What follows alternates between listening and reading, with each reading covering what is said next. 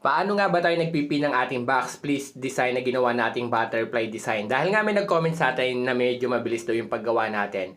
Dito is babagalan na talaga natin mga idol dahil marami pa rin hindi nakasunod sa ginawa nating video. Sa ganitong design mga lods, dito is nag-fold lang ako ng 7 inches. Pero pwede namang 5 inches or 4 inches. Depende sa sukat at laki ng gusto nyong gawin.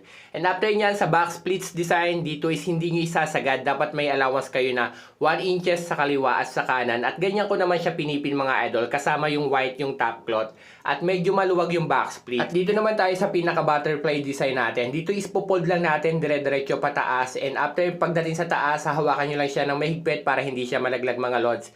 At pipin nyo lang siya, ang pin tusukin nyo lang siya pataas, tapos yung pin mismo ipopold nyo siya pa ilalim, tapos itutusok nyo siya pa labas mga idol. Yan, ingat na lang kayo kasi baka matusok kayo ng pin, tapos bubukahin nyo na lang yung dalawang gilid ng butterfly design at ganito na yung itsura niya. Yan, sana